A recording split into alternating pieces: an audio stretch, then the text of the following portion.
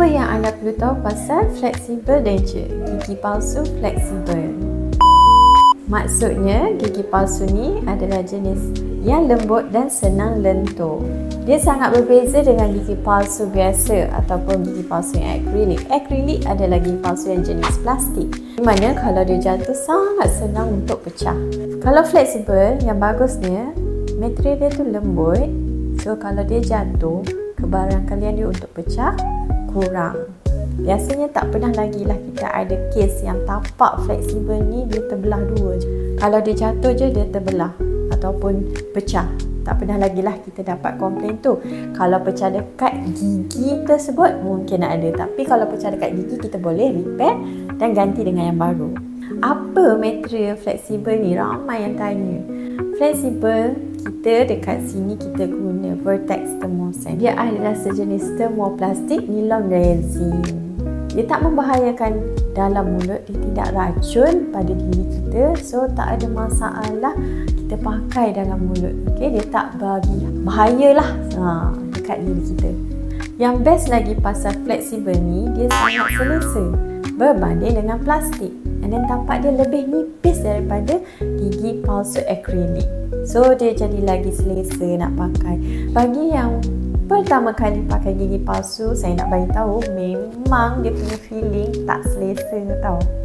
Banyak yang komplain tak selesa lah pakai gigi palsu. Itu adalah feeling masa first time pakai gigi palsu. Itu adalah sangat normal. Kalau pakai fleksibel, dia lebih selesa sikit lah.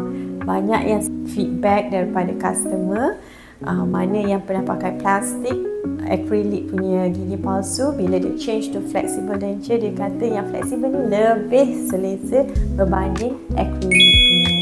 Dari segi ketahanan ataupun kekuatan untuk pegang gigi tu supaya tak jatuh, fleksibel lagi bagus daripada tapak akrilik. Dia tak perlukan macam tapak besi, dia perlukan ada hook. Ataupun yang akrilik ni kalau let's say banyak tak ada gigi, tinggal sebatang dua saja gigi, mungkin dia perlukan hook untuk pegang tapak tersebut. Tapi fleksibel tak ada, dia tak ada hook besi untuk pegang dia. Material dia kita boleh modify, lebih pegang pada gigi yang sedia ada, lebih nampak natural. Masih ada pegangan tapi kita tak guna besi, so dia lebih estetik.